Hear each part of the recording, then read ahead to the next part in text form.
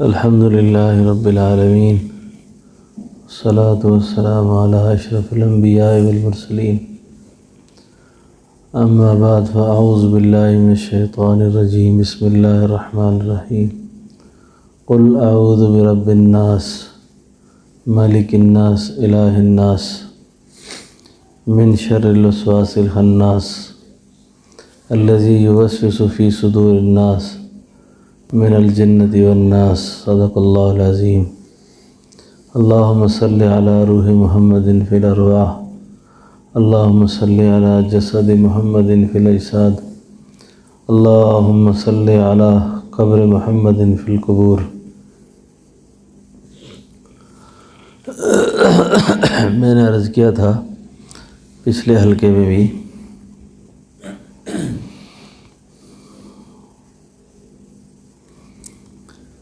کہ یہ جو ڈپریشن کا بڑھتا ہوا مرض ہے، ڈپریشن کا بڑھتا ہوا مرض، اس کے بارے میں اللہ والوں نے لکھا ہے کہ یہ اللہ کی محبت کے جذبات سے محرومی کے سبب ایسے ہوتا ہے، اور مادی دنیا اور اس کے حسن پہ فنا ہونے کے جذبات جب غیر معمولی طور پر بڑھ جاتے ہیں تو انسان ذہنی مریض ہو جاتا ہے۔ فانی دنیا کے جذبات، ہے کاش میرے پاس یہ بھی ہو، ہے کاش میرے پاس یہ بھی ہو، میرے پاس یہ بھی ہو، اب مقدر میں ہے نہیں، اب مقدر میں نہ ہونے کی وجہ سے اب اس فرد کے اندر چڑچڑاپن، اس کے اندر بجا غصہ،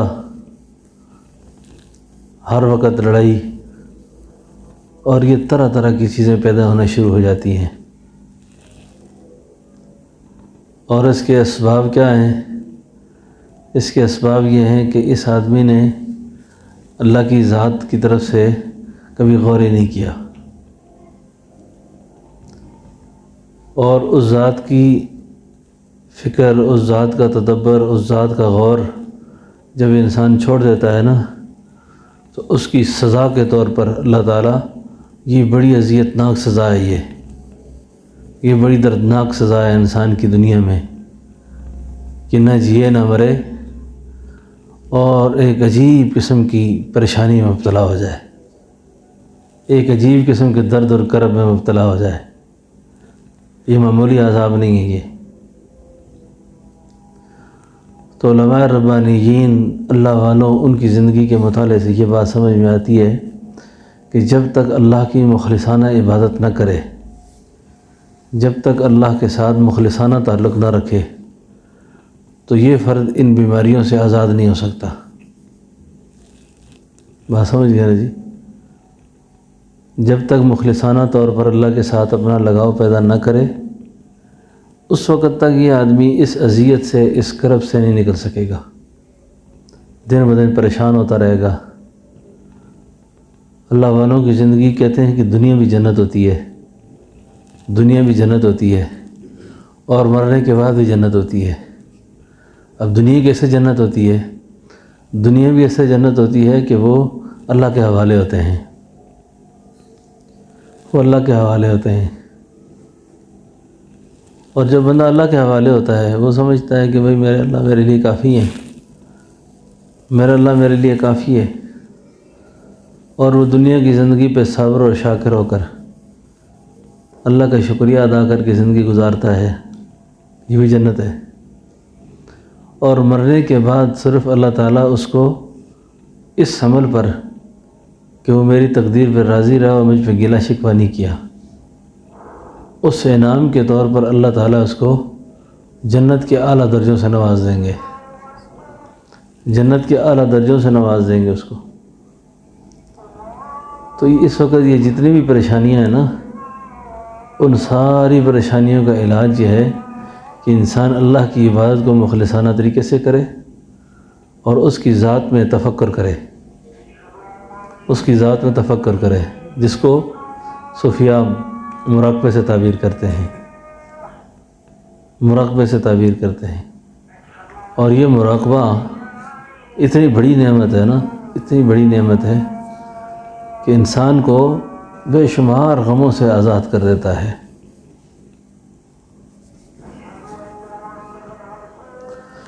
اور دنیا کی جو پریشانیاں ہیں نا، دنیا کے جو غم ہیں، اللہ تعالیٰ کو ایک غم دے کر نا 100 خوشیوں کے مزے دے دیتے ہیں، 100 خوشیوں کے مزے، اس کی خوشیوں میں اللہ تعالیٰ اضافے کرتا رہتے ہیں۔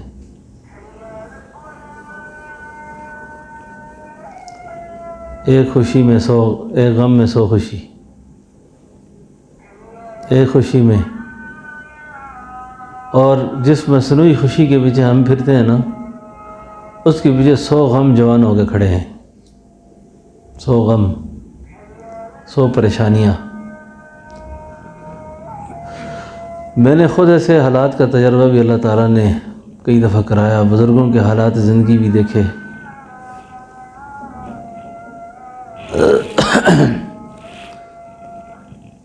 شاہ حکیم محمد اختر صاحب رحمۃ اللہ علیہ فرمایا کرتے تھے، زندگی پرکیف پائی گرچہ دل پر غم رہا، زندگی پرکیف پائی گرچہ دل پر غم رہا، ان کے غم کے فیض سے میں غم میں بھی بے غم رہا، ان کے غم کے فیض سے میں غم میں بھی بے غم رہا۔ اس نقطے کو آپ ذہن میں رکھیں۔ اللہ کی مخلصانہ عبادت کے ذریعے سے، مخلصانہ اطاعت کے ذریعے سے انسان اپنے سارے غموں سے، سارے دکھوں سے آزاد ہو سکتا ہے۔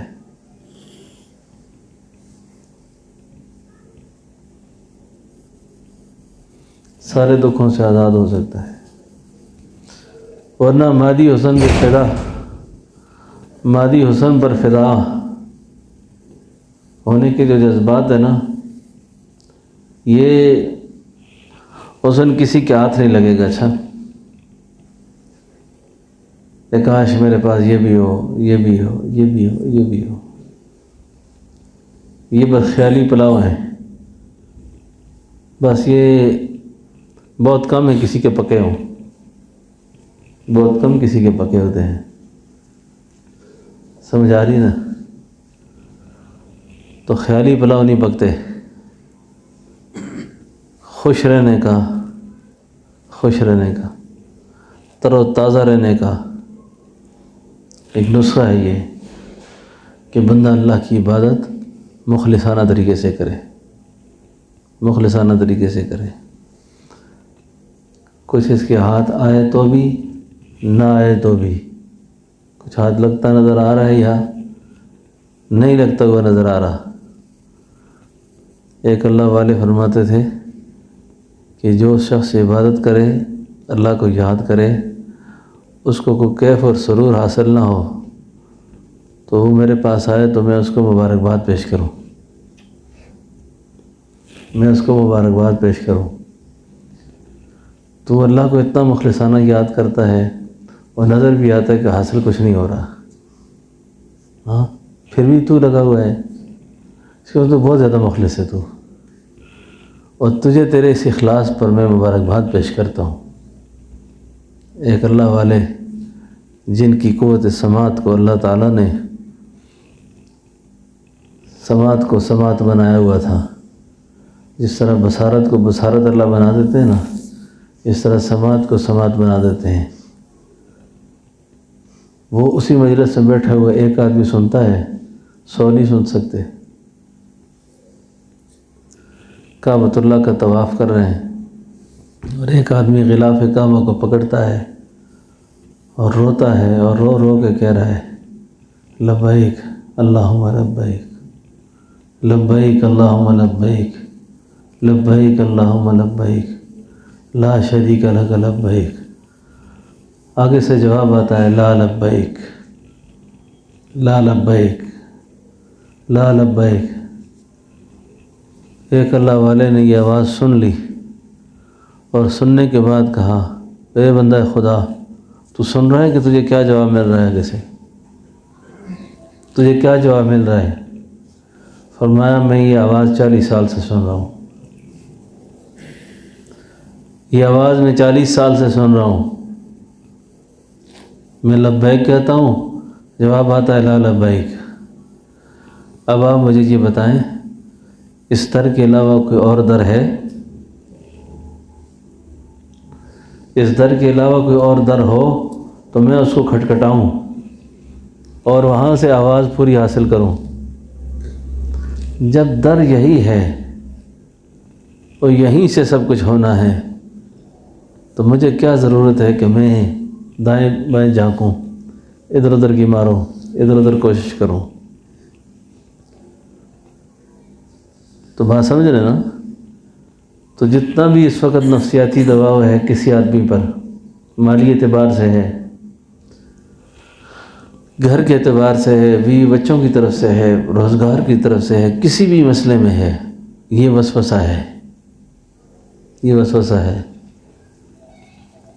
کوئی بیماری ایسی نہیں روحانی یا جسمانی جس کا علاج اللہ کے پاس نہ ہو،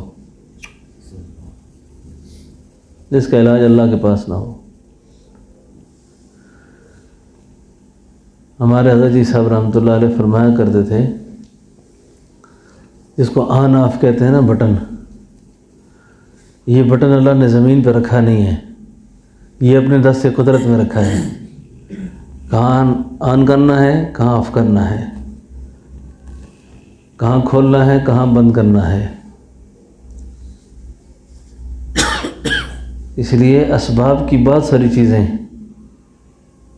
جس کے لیے عام لوگوں کے لیے اختیار کرنا ضروری ہوتی ہیں، لیکن عارفین کے لیے منع ہوتی ہیں کہ ان کی نگاہ کسی وقت بھی اللہ سے نہ پھرے، کسی وقت بھی اللہ سے نہ ہٹے۔ یک لحظہ کی غفلت، ایک لمحے کی غفلت۔ حضرت فرمایا کرتے تھے جو پہلے قافلے چلا کرتے تھے نا، قافلے، ان قافلوں کے پیچھے ایک دوسروں کے پاؤں کے نشان پر لوگ چلتے تھے، ایک دوسرے کو دیکھ کے چلتے تھے۔ تو فرمایا کرتے تھے اگر کسی کے پاؤں میں کانٹا چبھ جائے نا اور وہ کانٹا نکالنے کے لیے نیچے ہو جائے تو قافلے سے ہزاروں سال کے لیے گم ہو جاتا تھا۔ نہیں سمجھے آپ؟ یک لحظہ کی غفلت کہ اللہ سے بندہ ادھر ادھر ہو گیا نا، پھر مدتوں کے لیے گم ہو جاتا ہے، مدتوں تک گم ہو جاتا ہے۔ پھر یہ ذہن میں رکھیں، حالات کیسے بھی کیوں نہ ہوں، حالات کیسے بھی کیوں نہ ہوں،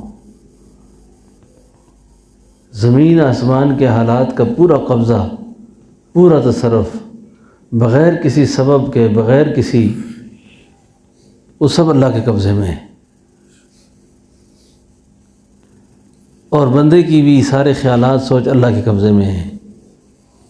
اور جب اس کے خیالات، سوچ، فکر اللہ سے بٹتی ہے اور جہاں جہاں لگتی ہے اللہ پھر ان کے حوالے کر دیتے ہیں اس کو۔ بات سمجھے نا؟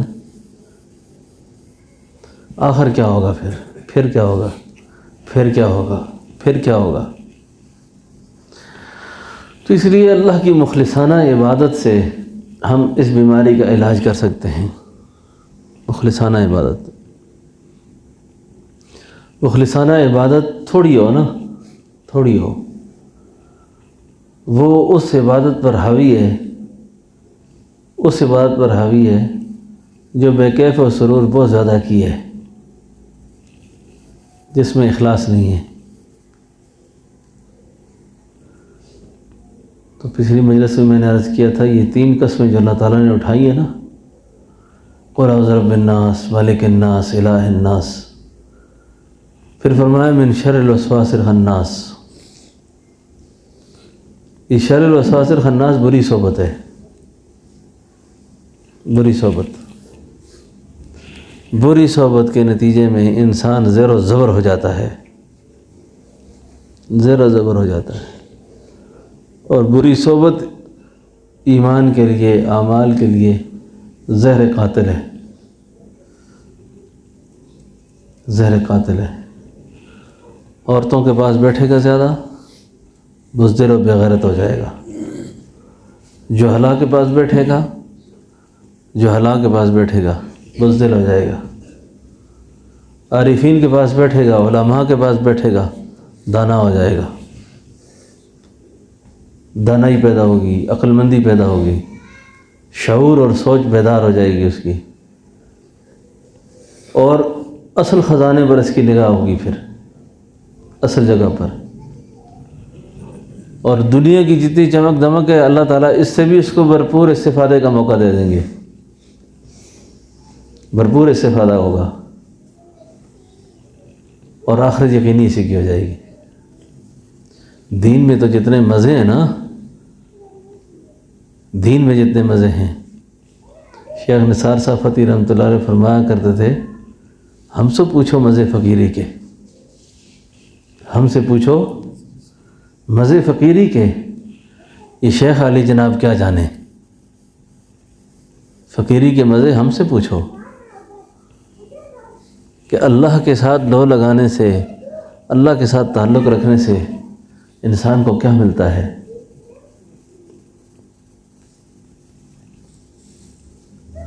ملتا تو کیا ملتا ہے۔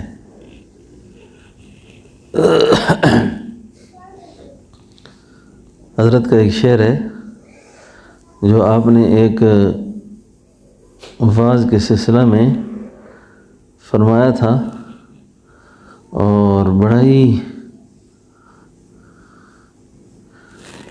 فرماتے ہیں کہ تیرے غم کی جو دولت، تیرے غم کی جو مجھ کو دولت ملے، تیرے غم کی جو مجھ کو دولت ملے، غم دو جہاں سے فراغت ملے، غم دو جہاں سے۔ فرمایا اللہ تعالیٰ کا جو غم ہے نا، یہ تو بڑا لذیذ ہے، اللہ تعالیٰ کا جو غم ہے یہ بڑا لذیذ ہے، یہ تو انبیاء اور اولیاء کا حصہ ہے جو اللہ اپنے بندے کو دے رہے ہیں۔ انبیاء اولیاء کا حصہ ایک جان لے کر 100 جان عطا کرتا ہے۔ ایک غم میں 100 خوشی کا مزہ ہم سے پوچھیے، ایک غم میں 100 خوشی کا مزہ ہم سے پوچھ لیے۔ اس لیے فرمایا جن کو اللہ تعالیٰ اپنی محبت و معرفت عطا فرماتے ہیں، محبت عطا فرماتے ہیں، اس سے پہلا جو عذاب اللہ دور کرتے ہیں نا، اس کو گناہوں کی دلدل سے نکال دیتے ہیں۔ مخلصانہ عبادت پہ اللہ اس کو لے آتے ہیں، اور ایسی مخلصانہ عبادت اللہ اس کو عطا کرتے ہیں کہ حضرت جگر مراد آبادی کی مثال دیا کرتے تھے کہ جگر شراب کے نشے میں دھت ہو کر مشاعرے پڑھنے آیا کرتا تھا، اور اس وقت کی جتنی بھی رنگینیاں، زیب و زینت، عورتوں کا گندا ماحول، جس کی کشش انسان میں رکھی ہوئی ہے، یہ ساری چیزیں اس کو فری میں دستیاب۔ اب یہ بندہ اس ماحول سے نکلتا ہے، اس ماحول سے نکلتا ہے، اللہ کی مخلصانہ عبادت کی طرف آئے اور حضرت سے دعا کروائی، دعا کرائی کہ حضرت اللہ سے دعا کر لیں کہ اے اللہ مجھے پوری داڑھی کی توفیق مل جائے، اللہ مجھے داڑھی کی توفیق مل جائے۔ یہ داڑھی جو ہے نا، یہ اللہ تعالیٰ نے مرد کی جلی پیدا کی ہے نا، اس داڑھی کے اندر بڑی حکمتیں ہیں۔ اس داڑھی کی وجہ سے بھی آدمی بڑے بڑی برائیوں سے، بڑے بڑے گناہوں سے بچ جاتا ہے۔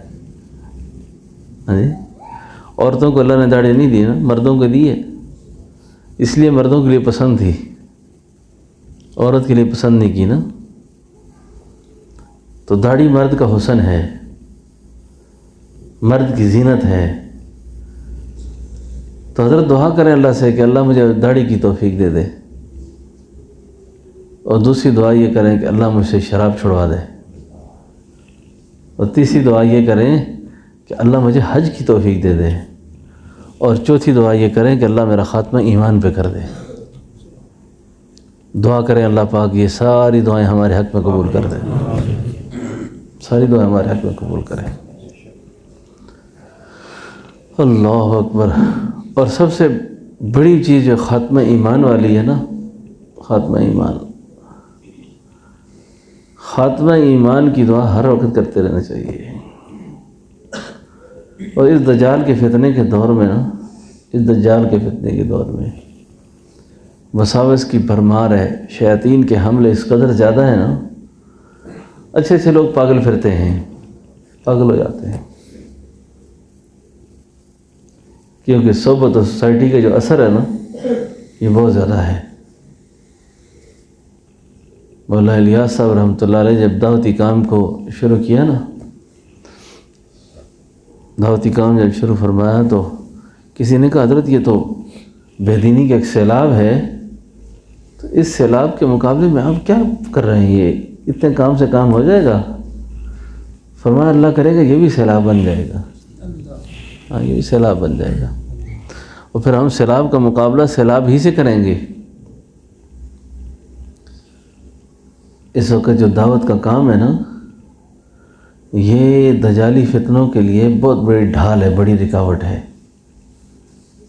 اور دجال کے نمائندے نا کسی نہ کسی طریقے سے اس محنت کو مشکوک کرنے کے لیے لگے ہوئے ہیں، تدبیریں بنا رہے ہیں، سازشیں بن رہے ہیں، سازشیں کر رہے ہیں، یہ ان کی سکیمیں خود تباہ برباد ہو جائیں گی۔ جس کام کو کسی نے اخلاص کی بنیاد پر اٹھایا ہوگا نا وہ اخلاص والے کبھی ختم نہیں ہوں گے، یہ بھول ہے ان کی۔ نور خدا ہے کفر کی حرکت پہ خندہ زن، پھونکوں سے یہ چراغ بجھائے نہ جائیں۔ پابندی لگا رہے ہیں، یہ دہشت گرد ہیں، فلاں ہیں فلاں ہیں، لگاتے رہو، کیا ہوگا پھر؟ جس کام کی بنیاد اخلاص پر ہوگی نا، یاد رکھیں ڈر چور کو رہنا چاہیے، چور کو غم اس کو ہونا چاہیے جس میں کوئی کھوٹ ہو۔ یاد رکھیں آپ کی دنیا میں کسی بھی شعبے میں چلے جائیں، کہیں بھی کام کریں، اگر آپ مخلص ہیں نا تو آپ بے غم ہو جائیں۔ پھر آزمائشیں تو انبیاء اولیاء کے ساتھ رہی ہیں، اس کی پرواہ نہ کریں، وہ تو الگ مسئلہ ہے، وہ تو آتی ہیں، لیکن اللہ آپ کے اجر کو کبھی ضائع نہیں کریں گے۔ تو اس بے دینی کا جو سیلاب ہے نا اس وقت، اس سیلاب میں نور ایمان پر طرح طرح کے وار ہیں، وسوسے ہیں، خطرات آتے جاتے ہیں۔ تو ایسی صورتحال کے اندر نا بری سوسائٹی سے، بری صحبت سے بچیں۔ جہاں جن لوگوں میں آپ کا دن کو اٹھنا بیٹھنا ہوتا ہے نا، جتنی بات چیت ان سے ہو رہی ہے اتنی بات کریں، پھر متوجہ ہو جائیں اللہ کی طرف،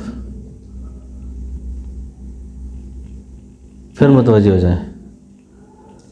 موبائل اگر جان نہیں چھوڑتا نا، موبائل کو دیکھنے کے دوران بھی آپ قلب میں اللہ کی طرف متوجہ ہو جائیں، اس کے فتنے سے بچ جائیں گے۔ مجلس میں بیٹھے ہوئے نا، لوگوں میں بیٹھے ہوئے، بس تھوڑی دیر کے لیے اپنے قلب پر توجہ رکھیں، تاکہ اس مجلس کے اندر جتنے خطرات ہیں میں اس سے محفوظ رہوں۔ تو یہ جو من شر الوسواس الخناس ہے نا، یہی چڑچڑاپن پیدا کر رہا ہے، یہی ڈپریشن پیدا کر رہا ہے، یہی مادی حسن پہ فدا ہونے کے جذبات پیدا کر رہا ہے، اور فلاں کے پاس یہ چیز ہے میرے پاس نہیں ہے جی۔ اس لیے عورتوں کی تربیت کی بہت سخت ضرورت ہے، عورتوں کو یہ واعظ بیان سنانے کی بڑی سخت ضرورت ہے، عورتوں کو سمجھانے کی بڑی سخت ضرورت ہے۔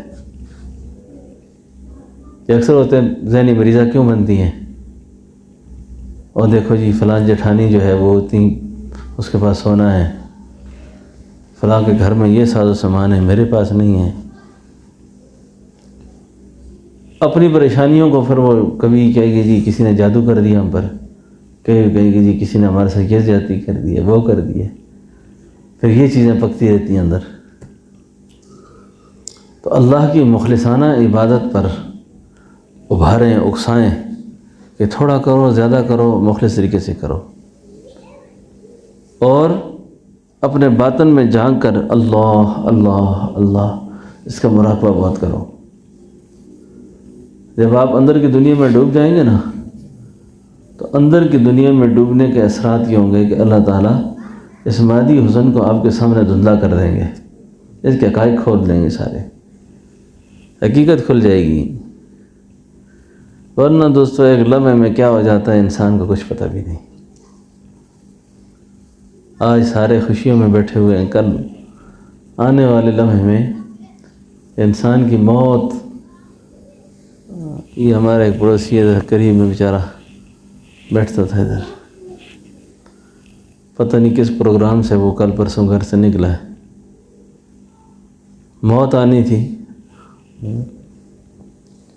مخالف سمت سے ایک کار چلی آئی، اس کو اٹھا کے مارا، وہ دور جا کے لگا۔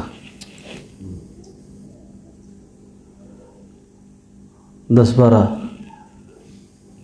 بچے ہیں اس کے، چھوٹے چھوٹے آگے پیچھے کے۔ کل میں سوچ رہا تھا میرے مالک تیری اپنی حکمت ہے، تجھے کون پوچھ سکتا ہے، کون پوچھ سکتا ہے۔ اب سب یہی کہتے ہیں کہ اس کے بچوں کو کیا ہوگا، بچوں کو کون سنبھالے گا، بچوں کا کیا بنے گا۔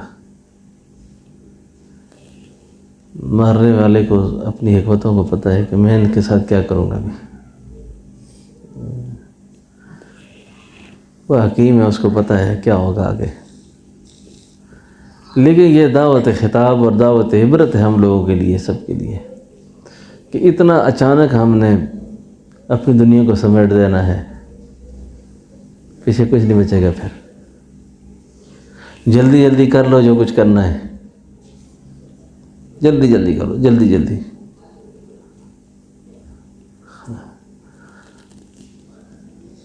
جلدی جلدی جلدی جلدی اپنی ذات کے حوالے سے نا جتنی نیکیاں کرنی ہو نا، اس غم کو اپنے اوپر سوار کر کے اپنے حصے کے کام کو سمیٹنا چاہیے۔ اگر کوئی کام کرنے کا خیال آ گیا نا تو جلدی کرو اس کو، میری مہلت ختم ہی نہ ہو جائے کہیں، میرا وقت پورا نہ ہو جائے کہیں، جتنا جلدی ہو سکے میں اپنے حصے کا کام کر لوں۔ یہی سبق عورتوں کو پڑھائیں گھروں میں، یہی بچوں کو پڑھائیں، یہی۔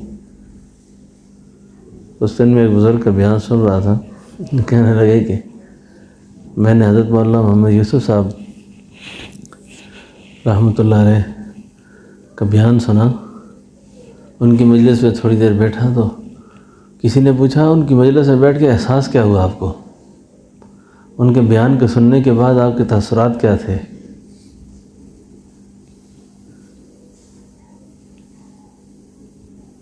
کہنے لگے خیال یہ آیا اگر میری زندگی میں نا اللہ کا دین مٹ رہا ہو اور نبی علیہ السلام کی کوئی سنت مٹ رہی ہو نا، مجھے جینے کا کوئی حق نہیں ہے پھر، یا میں نہ رہوں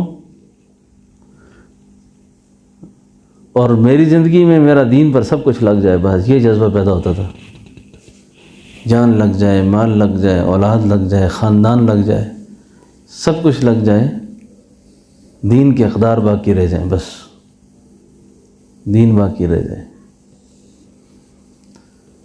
اب بچانا اللہ نے ہے، اس کو کہتے ہیں مخلصانہ عبادت۔ یہ ہے اخلاص۔ میرے جذبے کی تکمیل پتہ نہیں کون کرے گا، اس کے بعد کون کرے گا، اس کے بعد کون کرے گا۔ ان جذبات کی تکمیل کے لیے پھر اللہ تعالیٰ لوگ پیدا کر دیتے ہیں۔ بات سمجھے نا؟ ضروری نہیں ہے کہ سارا کام انسان اپنی زندگی میں کرے، یہ ضروری نہیں ہے۔ ہمارے بزرگوں کی تاریخ میں نا جن کی وجہ سے دین ہم تک پہنچا ہے نا، اللہ تعالیٰ نے نا ان کی مخلصانہ عبادت کے اور ان کے مخلصانہ محنت کے اثرات کو اللہ نے قائم رکھا۔ حضرت شاہ علی ولی اللہ جب دنیا سے رخصت ہوئے نا تو بہت بڑے آدمی تھے حضرت شاہ ولی اللہ، تو آپ کا جنازہ جب اٹھ رہا تھا تو تاریخ نے لکھا ہے کہ اس وقت لوگ کہہ رہے تھے، نہیں حضرت مجدد کا جنازہ جب اٹھ رہا تھا تو کہہ رہے تھے کہ پتہ نہیں اب حضرت مجدد کا جو سلسلے ہیں، باقی کام ہے، یہ کون کرے گا، کس طرح ہوگا؟ کہتے ہیں ان کی اولاد نے تو کیا، ان کے خلفاء نے کیا، پھر بھی ایک اتنی عالمگیر تحریک تھی کہ وہ بچا ہوا کام حضرت شاہ ولی اللہ نے کیا۔ اور حضرت شاہ ولی اللہ کا جنازہ جب اٹھ رہا تھا تو لوگ کہہ رہے تھے شاہ ولی اللہ نے بھی اتنے کام چھڑے ہیں، پتہ نہیں اب یہ کون کرے گا۔ تو کہتے ہیں کہ شاہ ولی اللہ کو اللہ نے 4 بیٹے دیے تھے، 4۔ بڑے بیٹے کی عمر تھی 27 سال جس وقت وہ اپنے باپ کی محنت پہ بیٹھے، حضرت شاہ عبدالعزیز۔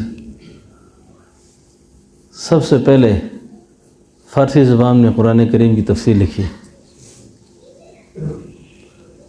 ایک بیٹے نے اردو میں لکھی، ایک نے فارسی میں لکھی، مختلف زبانوں میں وہ اللہ کے دین کا اتنا کام کیا۔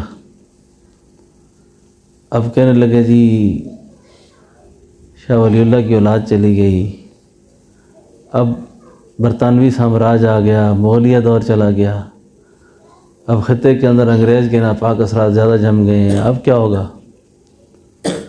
تو وہ جو مخلصانہ عبادت کے اثرات ہوتے ہیں نا، اللہ تعالیٰ نے اس کے لیے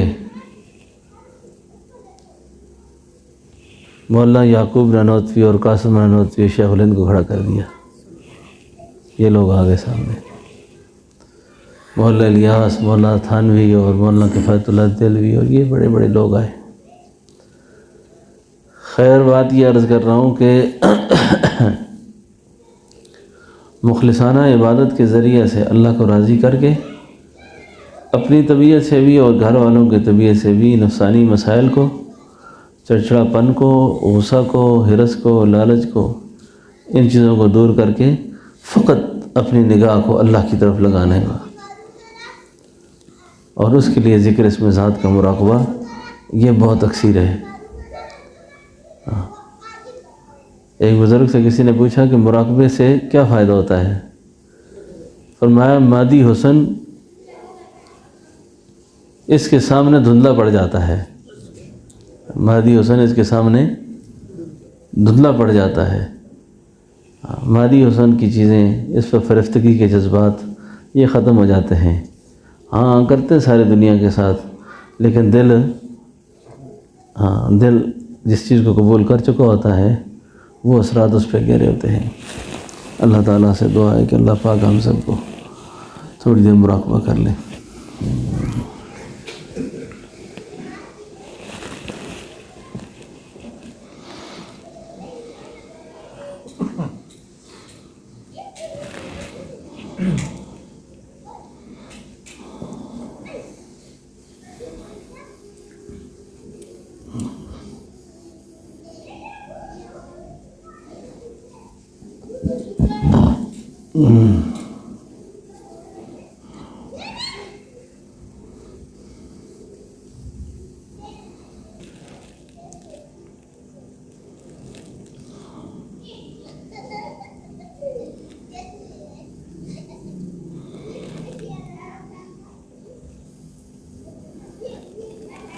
اللهم انت السلام ومنك السلام تباركت يا ذا الجلال والإكرام سمعنا وأطعنا غفرانك ربنا وإليك المصير اللهم إني على ذكرك وشكرك وحسن عبادتك اللهم اكفنا بحلالك عن حرامك واغننا بفضلك عمن سواك۔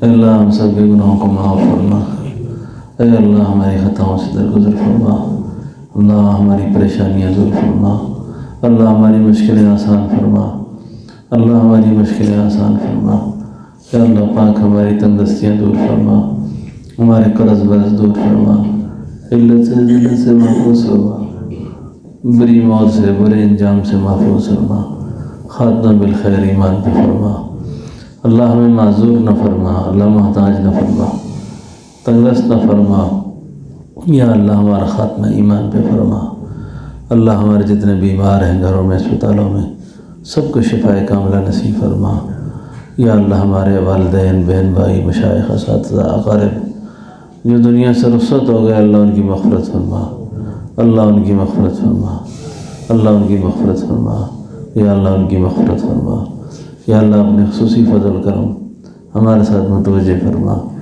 اس سارے مجمع کی جتنی پریشانیاں اللہ دور فرما، اس مجمع کی جتنے مسئلے ہیں اللہ سب کے حل فرما، یا اللہ سب کے مسائل کو حل فرما، سب کے مسئلوں کو حل فرما، یا اللہ دلوں کے اندر پیدا ہونے والے جذبات سے کیا واقف ہیں، یا اللہ جو چیزیں ہمارے مقدر میں ہیں اللہ ہمارے لیے آسان فرما، جو چیزیں ہمارے مقدر میں نہیں ہیں یا اللہ ان کے پیچھے ہمیں نہ دوڑا، یا اللہ جو چیزیں ہمارا مقدر ہیں ہمارے لیے آسان فرما، ہمارے بچوں کے لیے بھی آسانیاں پیدا فرما، یا اللہ ہماری ضرورتیں، ہمارے مسئلوں کو غیب کے خزانوں سے حل فرما، یا اللہ غیب سے حل فرما، سب کی تنگ دستیاں اللہ دور فرما، سب کے قرض مرض دور فرما، سب کی پریشانیاں دور فرما، سب کے حال پہ رحم فرما۔ جن دوستوں نے دعاؤں کا کہا ہے، لکھا ہے، ہم سے دعاؤں کی امید رکھتے ہیں، اے اللہ پاک یہ دعائیں ان سب کے حق میں قبول فرما، یا اللہ ان سب کے حق میں قبول فرما۔ اس مجمع کے اندر جس ساتھی کی جو پریشانی ہے اللہ اس پریشانی کو دور فرما، یا اللہ اس پریشانی کو دور فرما، یا اللہ اپنے خاص فضل و کرم سے ہم پہ رحم فرما، اللہ رحم فرما، اللہ پاک رحم فرما۔ اے اللہ عرض حرمین شریفین ہمارے لیے کھول دے یا اللہ، یا اللہ مدینہ پاک کی حاضری ہمیں نصیب فرما، مکہ مکرمہ کی حاضری نصیب فرما، یا اللہ اس وقت جو دعوت تبلیغ کے خلاف عالمی سازشیں ہو رہی یا اللہ سازشوں کو ناکام فرما، جتنے لوگ یا اللہ دین کی دعوت کے مخالف ہیں اللہ ان کو ہدایت نصیب فرما، جن کے مقدروں میں ہدایت نہیں یا اللہ دین کی تبلیغ میں روڑے اٹکاتے ہیں اللہ ان کو چھان چھان کے تباہ و برباد فرما، اے اللہ چھان چھان کے ہلاک فرما، پاکستان کے حال پر رحم فرما، ہر طرح کے اندرونی بیرونی خطرات خلفشار سے محفوظ فرما، ساری امت کی حفاظت فرما، ساری امت کی حفاظت فرما۔ وصلی اللہ تعالی علی خیر خلقہ محمد وعلی آلہ وصحبہ اجمعین برحمتک یا رحمن۔